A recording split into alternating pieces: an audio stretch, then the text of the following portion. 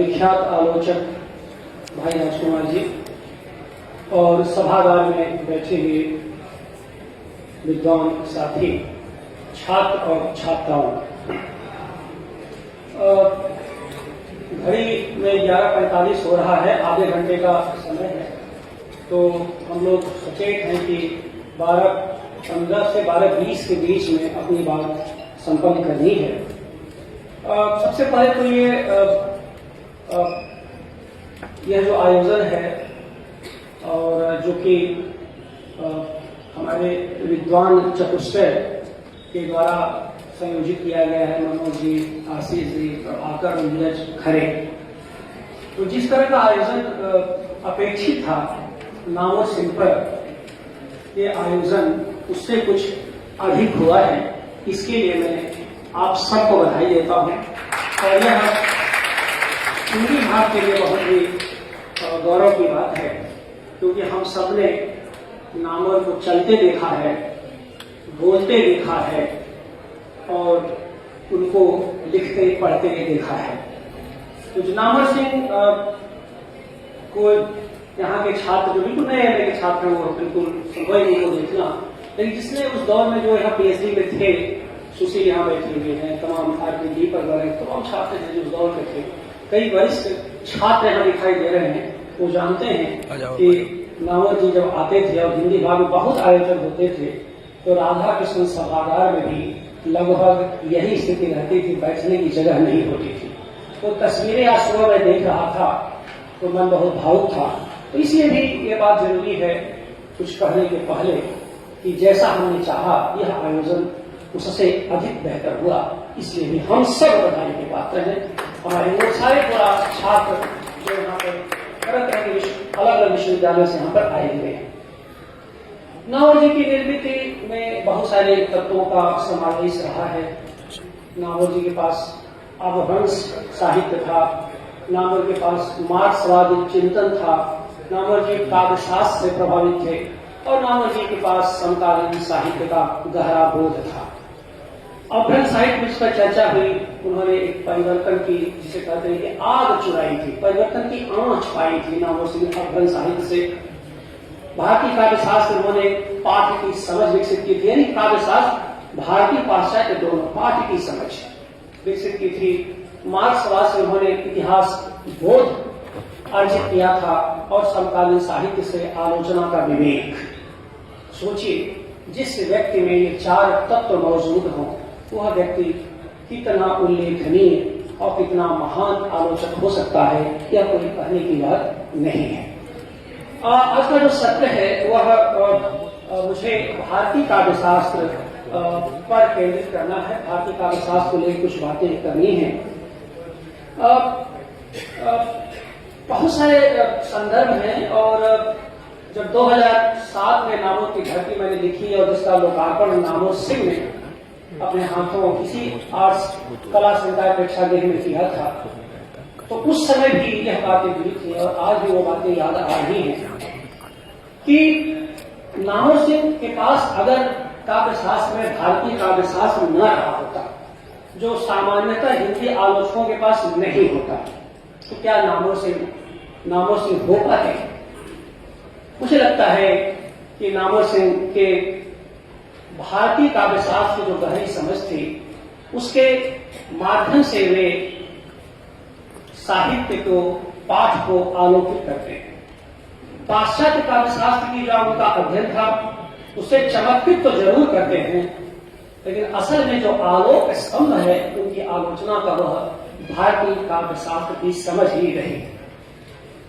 पूरे उनके मूल ग्रंथ पढ़ जाइए या उनके व्याख्यान पढ़ जाइए तो ऐसा शायद ही कोई व्याख्यान नजर आएगा, मिलेगा इसमें काव्यशास्त्र का कोई संदर्भ न दे रहे। और मैं भी इस बात को मानता हूं कि आलोचक होने के लिए कुछ भारतीय काव्यशास्त्र, पाश्चात्य काव्यशास्त्र की समझ तो अपनी जगह है, लेकिन भारतीय काव्यशास्त्र की भी उतनी ही अच्छी सजग समझ होनी चाहिए। अब इसलिए भी देखिए कि नामवर सिंह जब भारतीय काव्यशास्त्र की समझ विकसित करके उस पर चर्चा कर रहे हैं तो उन्होंने भारतीय काव्य शास्त्र को जड़ नहीं माना। पूरे लेखन में उन्होंने भारतीय काव्य शास्त्र की जड़ता पर हमेशा प्रहार किया है। यानी वो लेख जो वर्तमान समकालीन समय युग के अनुकूल रहा उसको तो ग्रहण करते हैं, लेकिन उन्होंने उन सब सारे जड़ तत्वों को छोड़ दिया जिसमें केवल अतीत का गौरवगान है, लेकिन वर्तमान की रचना के पाठ की कोई समझ विकसित नहीं होती। इसलिए भी आप देखें कि उनकी जो गद्य की बौद्धिकता है और वक्तव्य का जो लालित्य है, हमने अक्सर नामवर जी से वो बात करते थे, तो वो जो बौद्धिकता अपनी जगह होती है जिसमें पश्चिम से लेकर पूरब तक अभ्र से लेकर मार्क्सवाद की बातें करते थे, लेकिन उनकी वक्तृता में जो लालित्य आता था या उनके लेखन का जो लालित्य तत्व था उसमें अनिवार्यतः भारतीय काव्य शास्त्र के संदर्भ मौजूद होते थे। और यह उन्होंने काशी हिंदू विश्वविद्यालय की हिंदी भाग की वह समृद्ध परंपरा थी जिसमें केशव प्रसाद मिश्र, रामचंद्र शुक्ल, हजारी प्रसाद द्विवेदी, विश्वनाथ प्रसाद मिश्र जैसे इनके विलक्षण गुरु थे, जहां से उन्होंने यहाँ से सीखा था। इसलिए जो लोग इन संदर्भों देना चाहते हैं, जो हमारे छात्र यहाँ बैठे हुए हैं, आप इस संगोष्ठी से कितना सीख पाते हैं, क्योंकि सीखने के लिए बहुत है कि आपको चुनना है, आपको तय करना है। यह आयोजन इसलिए भी महत्वपूर्ण है कि आगे के दिनों में आप में से ही आपको कोई आलोचक बनेगा, कोई कवि बनेगा, कोई लेखक बनेगा। इसलिए भी यह बौद्धिकता और लालित्य दोनों के परस्पर सहमेल से रचनात्मकता कितने उत्कर्ष तक पहुंचती है, अगर यह समझना हो तो नामवर जी के मूल लेखन के साथ आशीष त्रिपाठी के द्वारा संपादित जो नामवर जी के व्याख्यान हैं उसे आप जरूर पढ़ें, और यही वह अवसर है जिसमें कि आप अपने को समृद्ध कर सकते हैं। आप देखें कि भारतीय काव्य शास्त्र को उन्होंने सबसे बड़ी बात थी कि उन्होंने व्यावहारिक आलोचना के लिए उसका सदुपयोग किया। वक्तृता में जब भी वो काव्यशास्त्र, भारतीय काव्यशास्त्र का संदर्भ देते थे, वह कहीं भी व्यावहारिक आलोचना, पाठ की समझ कैसे विकसित हो, पाठ को कैसे डिकोड करें, ये सारे संदर्भ उनके पास पूरी तरह से मौजूद होते थे। इसी नाते मुझे 2002 में गोरखपुर विश्वविद्यालय, उन दिनों में गाजीपुर में था, एक बड़ा समारोह हुआ था गोरखपुर विश्वविद्यालय में।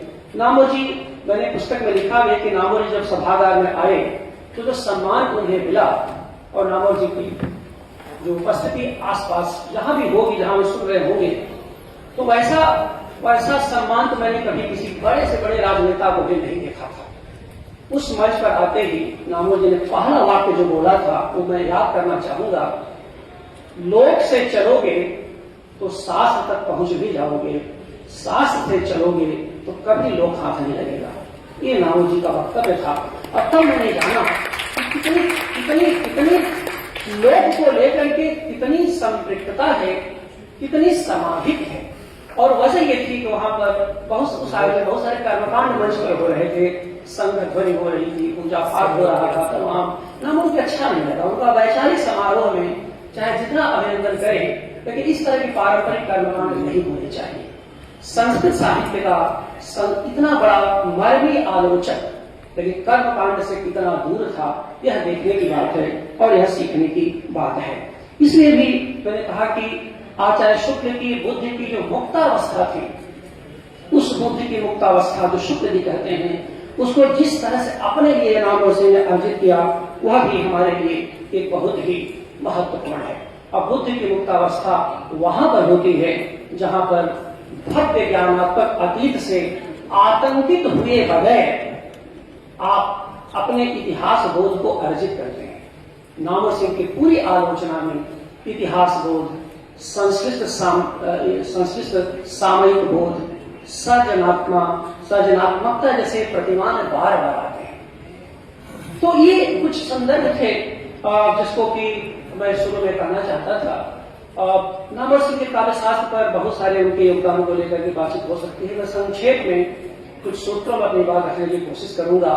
पहला योगदान नामवर सिंह का, जो भारतीय काव्यशास्त्र से सीखते हुए, देखिए भारतीय काव्यशास्त्र से सीखना एक बात है, उसका सदुपयोग करना दूसरी बात है।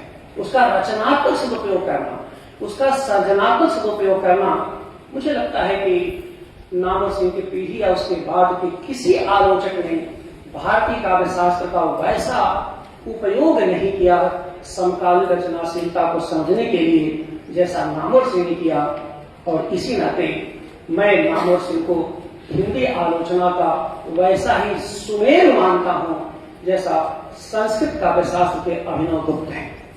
अभिनव गुप्त को संस्कृत साहित्य का सुमेर कहा जाता है। और यह कहते हुए मैं न रामचंद्र शुक्ल को भूल रहा हूं और न हजारी प्रसाद द्विवेदी को भूल रहा हूं। लेकिन आज के दिन जब वे नहीं है और उनकी समग्रता में जब उनको हम पढ़ते हैं समझते हैं तब लगता है कि वे बहुत बड़े आलोचक थे। जितने बड़े मनुष्य थे उतने ही बड़े आलोचक थे। उसका एक संदर्भ रस को लेकर के, आप कविता के नए प्रतिमान में रस के प्रतिमान की प्रसंगानुकूलता उनका एक लेख है, आप देख सकते हैं। लेकिन वो जो लेख है किस तरह से भारतीय रस विवेचन को उन्होंने समकालीन रचनाशीलता से जोड़ा, यह बहुत ही रेखांकित करने योग्य है और बहुत ही मूल्यवान है। आप देखिए, और उसके लिए उस रस विवेचन में वे बार बार आनंदवर्धन, अभिनव गुप्त का जिक्र करते हैं और वहां से होते हुए और इस बात को बार बार बताते हैं कि कवि की प्रक्रिया यानी रचना के पाठ की समझ के साथ साथ सहृदय संवाद को किस तरह से देखा अभिनव गुप्त ने। इस बात को भी कहा उन्होंने कि जब अभिनव गुप्त के समय में 9वीं शताब्दी के आसपास जब संस्कृत साहित्य लगभग ठहर आ गया था और काव्य प्रक्रिया रुक गई थी, तो अभिनव गुप्त का योगदान क्या था? अभिनव गुप्त ने सबसे बड़ा योगदान ये दिया, उन्होंने कविता को, संस्कृत कविता को योग के समकक्ष खड़ा कर दिया था। ठीक वैसे ही जब 20वीं सदी में कविता को लेकर के बहुत सारे विज्ञान सम्मत चुनौतियां आने लगी थी, तो निश्चित रूप से जो काम आईए रिचर्ड्स ने किया था विज्ञान के समकक्ष कविता को खड़ा करना, आप देखिए लगभग वही काम नामवर सिंह ने समकालीन साहित्य, जब छायावाद के बाद नई कविता को लेकर की हिंदी कविता की धारा को लेकर लगभग अवरुद्ध होती दिखी थी, आलोचना के प्रतिमान के सामने संकट आ गया था। कैसे? छायावाद तक तो हम आचार्य शुक्ल के रस मीमांसा के किनारे पहुंच गए थे, लेकिन आखिरकार प्रगतिवादी कविता और नई कविता को कैसे समझें? नामवर सिंह ने उस समय हिंदी आलोचना का वीणा उठाया और हिंदी आलोचना के ऐसे कैनन विकसित किए, ऐसे रससूत्र निकाले जहां से आप नई कविता को समझ पाए, जहां से प्रगतिशील कविता को समझ पाए। ये बड़ा यानी एक आलोचक, आप देखिए कि जबकि नामवर सिंह के समय के जितने आलोचक थे वे ज्यादातर छायावाद तक आए और लगभग यात्रा पीछे की रही, पार्श्व की यात्रा रही, आगे की यात्रा नहीं रही। नामवर सिंह के दिन यह भी रही कि उस रस विवेचन को उन्होंने नई कविता के पाठ से जोड़ दिया और पाठ विश्लेषण से न केवल जोड़ा बल्कि आगे के लिए उन्होंने भूमिका भी तैयार की और कहा कि रस एक विश्लेषण की पद्धति है, कोई प्रतिमान नहीं है। तो उस प्रतिमान से हटा करके जो पद्धति के रूप में लागू किया उन्होंने, और वो उससे नई कविता के भीतर, आप सोचिए कि नई कविता यानी जो वाक्य में लिखी गई कविता है, जो मुक्त छंद की कविता है, मुक्त छंद की कविता में रस के विवेचन को करना, जबकि उनके समय के रामविलास शर्मा जैसे, नंदुराय वाजपेयी जैसे बड़े आलोचक थे, लेकिन सब पीछे चले गए। रामविलास शर्मा बहुत बड़े आलोचक थे, लेकिन रामविलास शर्मा ने अंततः वही मुक्तिबोध पर जो लिखा सो लिखा, उसका केदारनाथ अग्रवाल पर। उसके बाद समकालीन रचनाशीलता से उनका कोई लेना देना नहीं था और धीरे धीरे करके ऋग्वेद में चले गए, जिस पर नामवर सिंह ने आलोचना पर आलोचना में एक लेख लिख करके बहुत तक टिप्पणी भी की थी। वो यहाँ पर न संदर्भ है उसका, लेकिन ये जो रस विवेचन की बातें हैं और रस विवेचन की बात करते हुए आप देखिए कि उन्होंने अर्थ मीमांसा, नई कविता के भीतर रस विवेचन को अर्थ मीमांसा के दम पर जोड़ दिया और वहां पर आईए रिचर्ड्स के मूल्य सिद्धांत को खारिज करते हुए आचार्य शुक्ल की परंपरा उन्होंने अर्थ विवेचन को गौरव दिलाया। तो ये जो नामवर सिंह की देन रही, क्योंकि मूल्य मीमांसा क्यों छोड़ा? क्योंकि उनको लगा कि ये उपयोगितावादी, जिसको आगे लेकर के कहा कि यूटिलिटेरियन अप्रोच है, इससे साहित्य का भला नहीं होगा। तो अर्थ मीमांसा को लेकर जिसमें कि आगे नई कविता के पाठ का उन्होंने बहुत ही विश्लेषण किया। अब सवाल यह है, इसकी जरूरत क्यों पड़ी? जरूरत इसलिए पड़ी कि रामविलास शर्मा नंदुलाल वाजपेयी, उनके गुरु तो हजारे छात्र उस समय थे ही रहे थे। डॉक्टर नगेंद्र की समस्या ये थी, वो रस विवेचन के बड़े आचार्य थे, बहुत काम किया, रस सिद्धांत बहुत काम किया, लेकिन वे जो है रस को केवल आनंद मूलक ही मानते थे। नामो सिंह की जो देखिए जो परसेप्शन है वो बहुत महत्वपूर्ण है। करना क्या चाहते थे?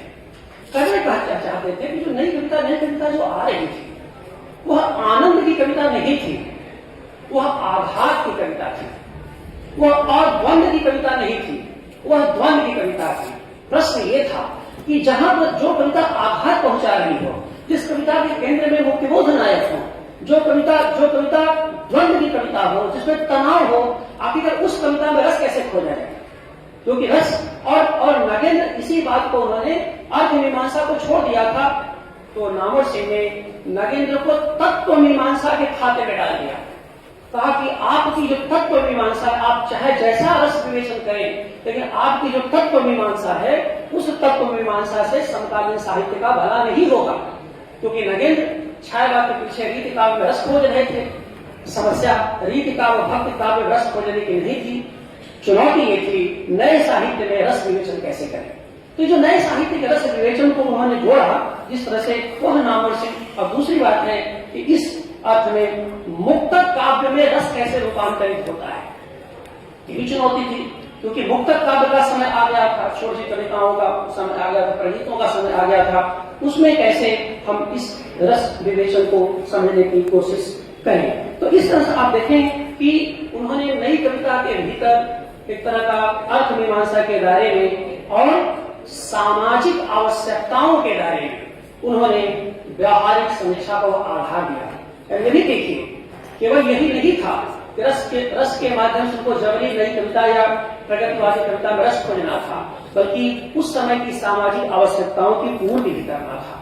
यानी उनको समाज उपयोगी बनाना था। समाज से कविता कैसे जुड़ी रहे, समाज की गति के समकक्ष कविता को खड़ा करना था। और इस रूप में अगर आप देखें तो उनका जो एक व्याकरण दर्शन जो भारतीय काव्यशास्त्र से उन्होंने लिया, जहां पर कि अभिनवगुप्त है, कुंतक है, आनंदवर्धन है, यानी किस तरह से पाठ की व्याख्या की अपेक्षा होती है, नामवर सिंह ने उस व्याकरण दर्शन से खुद को संबद्ध किया। और इस तरह से आप देखें कि वह रस को सृजनशीलता से जोड़ा, सृजनात्मकता से जोड़ दिया। और इस सृजनात्मकता को आप देखें, इसके लिए उन्होंने काव्य कृति को मूल्यवान माना और अनुभव की प्रामाणिकता के जिस प्रतिमान के आधार पर उन्होंने नई कविता का मूल्यांकन किया, उसमें उन्होंने काव्य कृति को केंद्रित आधार देते हुए उन्होंने सृजनात्मकता के आलोक को रेखांकित किया। इस रूप में अगर देखें तो वो बार बार इस बात करते हैं कि देखिए, चाहे आनंदवर्धन रहे हो, चाहे अभिनवगुप्त रहे हो, काव्य कृतियों के ठोस विश्लेषण के बगैर सहृदय के आस्वाद पक्ष को नहीं पहचाना जा सकता। तो जो सहृदय के आस्वाद पक्ष की बातें हो रही थी, उसको उन्होंने काव्य कृतियों के ठोस विश्लेषण से जोड़ दिया। ऐसा जोड़ उन्होंने किया क्या? एक तरफ भारतीय काव्यशास्त्र की टूटती हुई परंपरा को बचाया और दूसरी तरफ उन्होंने नए संदर्भों से भारतीय काव्यशास्त्र को युक्त कर दिया, उसको जोड़ दिया।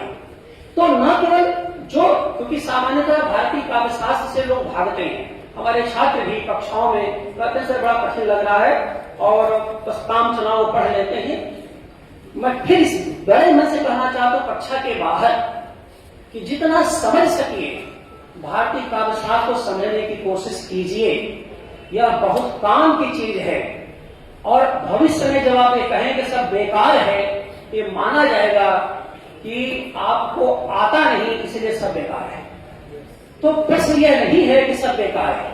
अपनी परंपरा, अपनी विरासत की जो भी पूंजी है, जितनी आप अपने पास रख सकते हैं, उसको रखने की कोशिश करें और तब आपको पता चलेगा कि वह कितनी हमारी अक्षय निधि है। तो इस तरह से अगर आप देखें कि जिस अनुभूत की प्रामाणिकता के रस विवेचन से नामवर सिंह ने जोड़ा, वह बौद्धिकता भी रही उसमें और ज्ञानात्मकता भी रही। तो नामवर जी ने बौद्धिकता और ज्ञानात्मकता से रस विवेचन को जोड़ते हुए द्वंद्व को जो केंद्रीयता प्रदान की, और वहां पर इस बात को कहा उन्होंने कि रस द्वंद्व की स्थिति में भी हमारे बीच रहता है।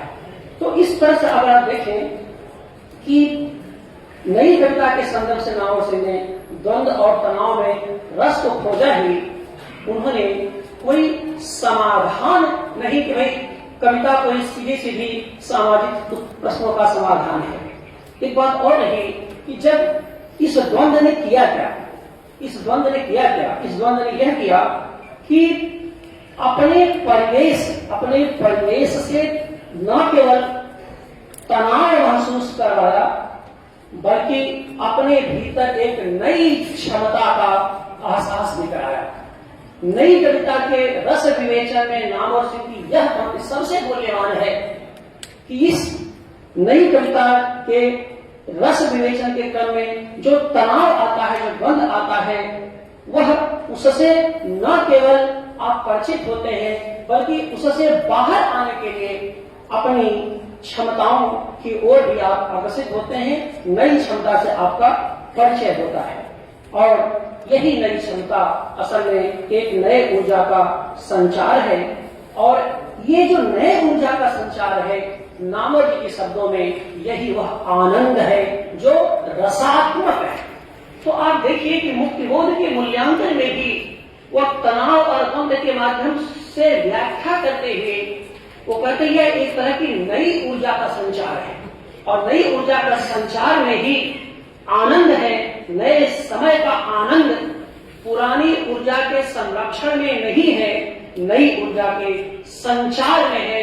यही वो आनंद है और यही रसात्मक आनंद है। नामवर सिंह की स्थापना, बहुत सारे संदर्भ इसमें है, ये इतना हमारे पास इतना समय नहीं, हम इसको बहुत विस्तार से प्रयास किया, लेकिन यह जो उनकी अवधारणा थी, तो इस रूप में रस को उन्होंने हमारे बीच प्रस्तुत किया। यानी रस को, अभी देखिए जो हमारे यहाँ छात्र बैठे, आपको कुछ समझ में ना आए रस विवेचन नामवर सिंह का, तो ये वाक्य की नई ऊर्जा का संचार उन्होंने करवाया अपने समय। ये जो नई ऊर्जा का संचार भी यही तो साहित्य करता है, और आलोचक का यही तो दायित्व है कि पाठ के भीतर पाठ का ऐसा विखंडन करे, पाठ को ऐसे डिकोड करे कि पाठक को सहने को नई ऊर्जा का संचार। ये नामवर सिंह का सबसे बड़ा योगदान था, जो उस समय में किसी ने नहीं किया, और आगे तो करने की संभावना भी नहीं थी उनकी जीते जी। तो ये रहा। दूसरी बात मैं कहना चाहता हूं, उन्होंने सपाट बयानी, एक उनका लेख है काव्य बिंब और सपाट बयानी।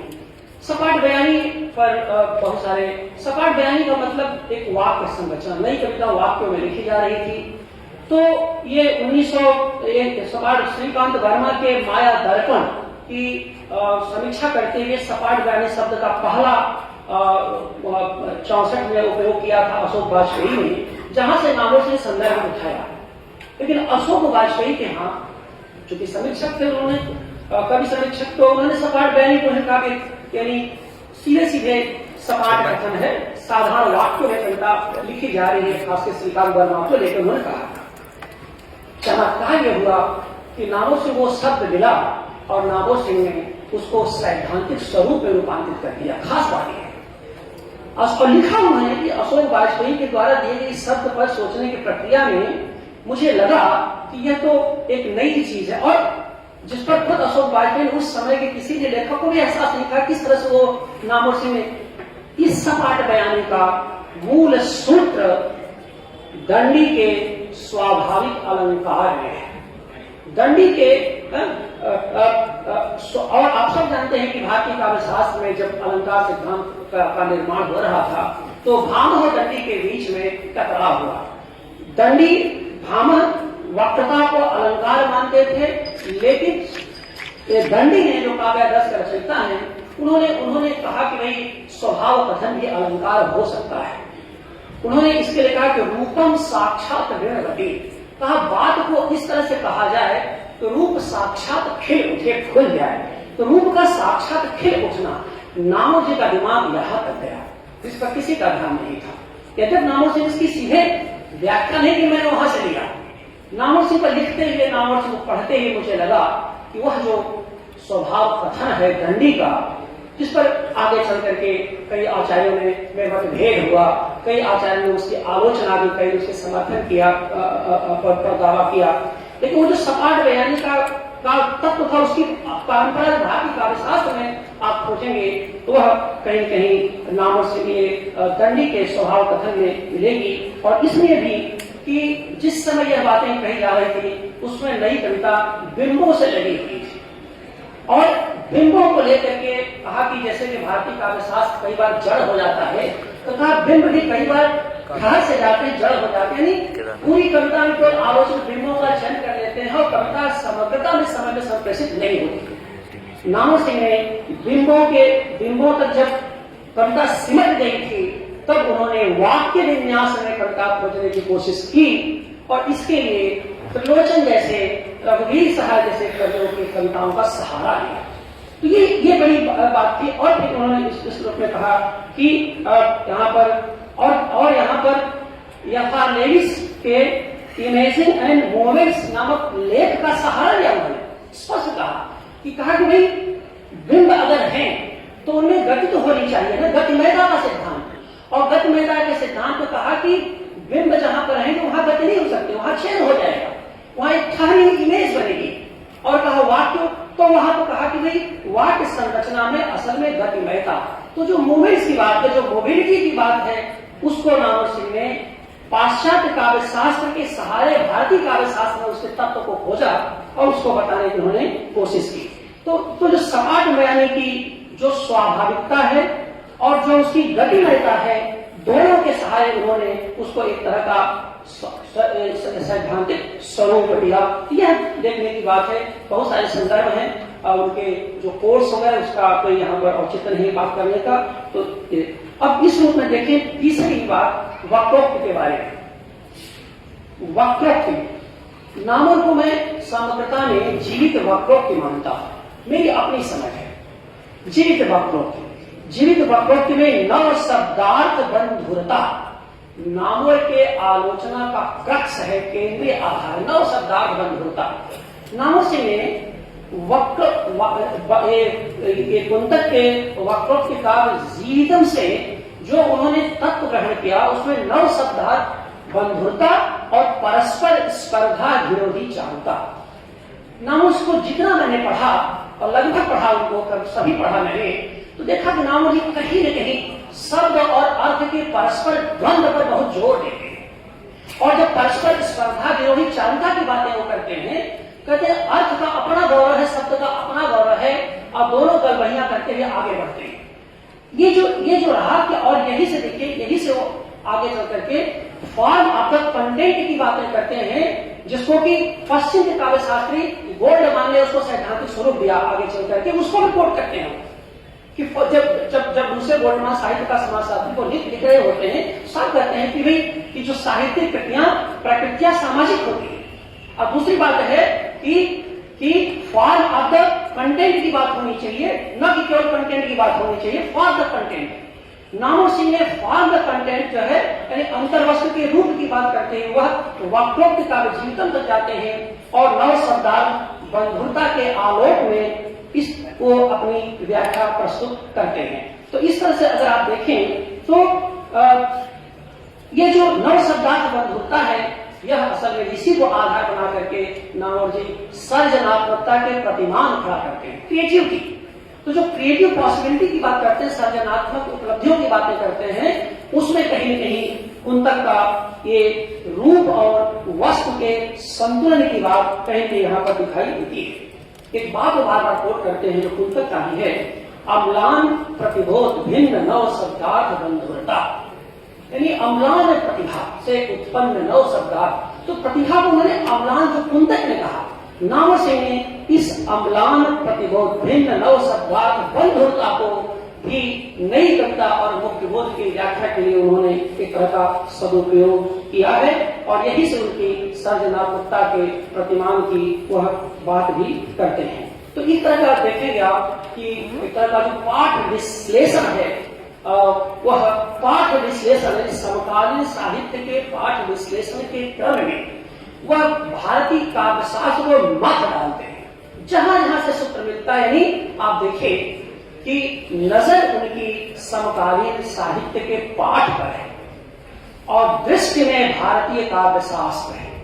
तो प्रत्यक्ष और परोक्ष का यानी वर्तमान को समझने के लिए अतीत में जितना जरूरी होगा हम उतना ही लेंगे, बाकी को हम छोड़ देंगे, क्योंकि नाम सिंह के मोबिलिटी मूवमेंट्स साहित्य में गतमयता उनके चिंतन का केंद्रीय आधार रही है।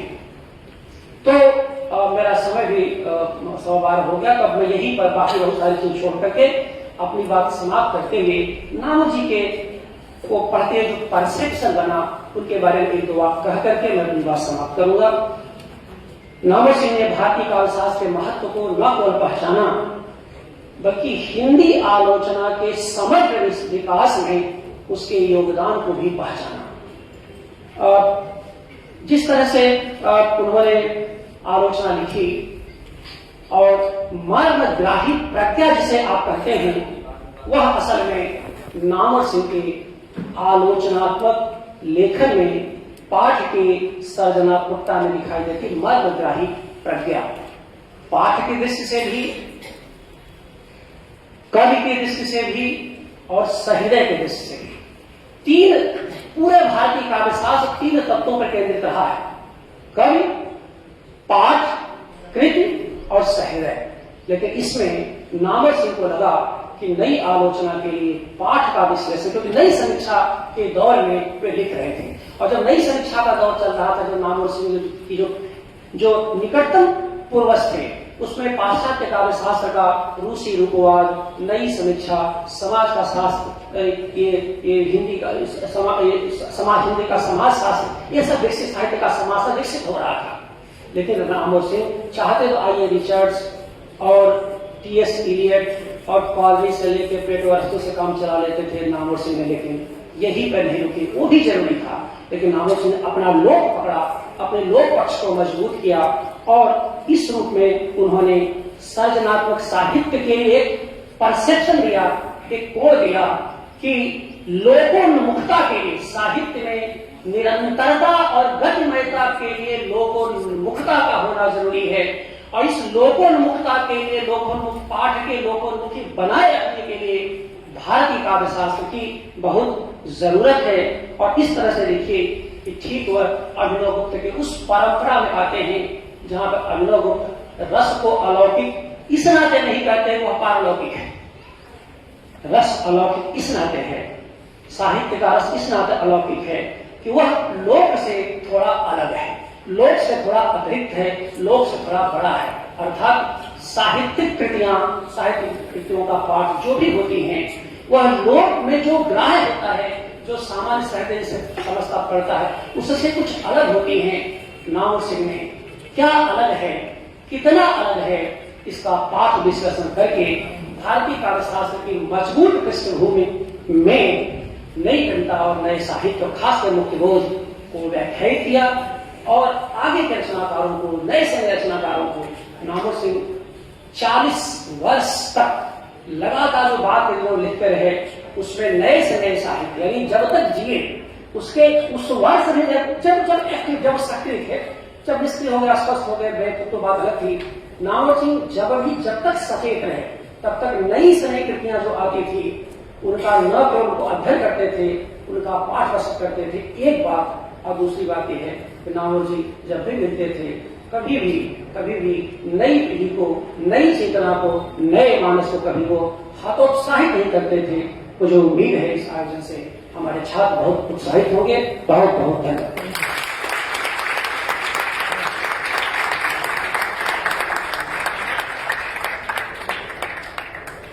बहुत बहुत धन्यवाद सर।